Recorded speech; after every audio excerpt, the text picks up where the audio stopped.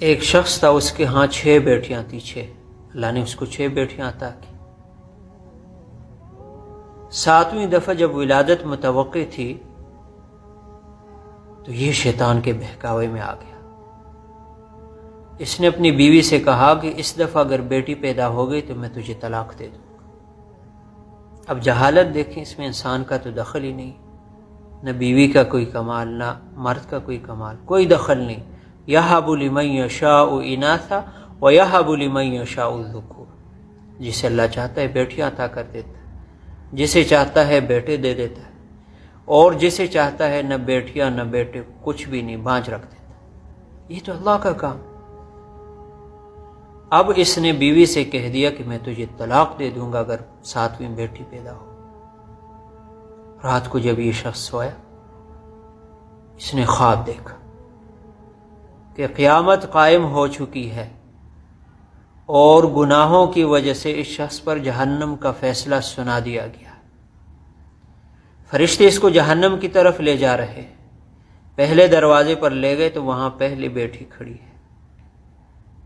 جہنم سے نجات کا ذریعہ ہے بیٹیاں، یاد رکھنا۔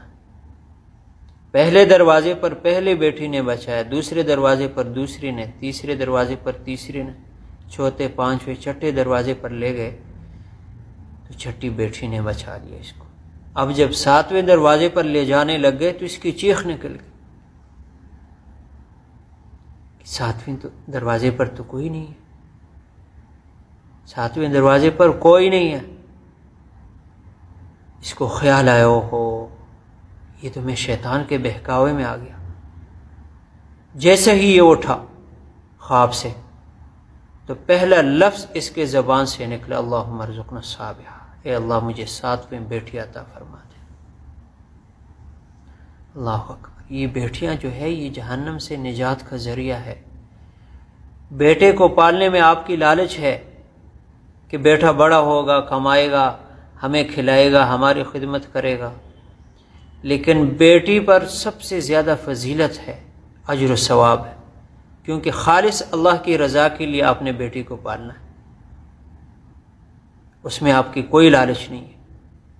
اسی لیے آپ صلی اللہ علیہ وسلم نے فرمایا ہے کہ جب کوئی باپ گھر کوئی چیز لے کر آئے تو سب سے پہلے بیٹی کو دینا چاہیے۔ اللہ اکبر۔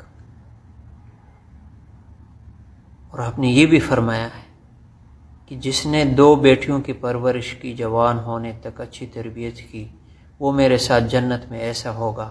دونوں انگلیوں کو آپ نے جوڑ دیا۔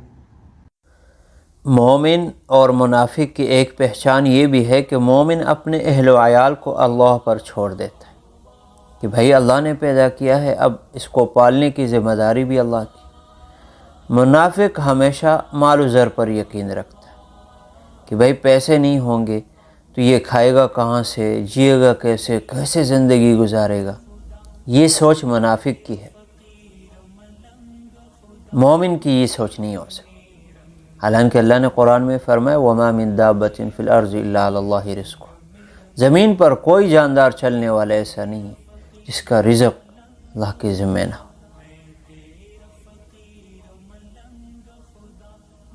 اور اس بات کا یقین کر لینا کہ اسباب سے ہی سب کچھ ہوتا ہے، پیسہ ہی سب کچھ ہے، یہ شرک ہے۔ اللہ سے یقین ہٹا کر اسباب پر یقین کر لینا یہ شرک ہے۔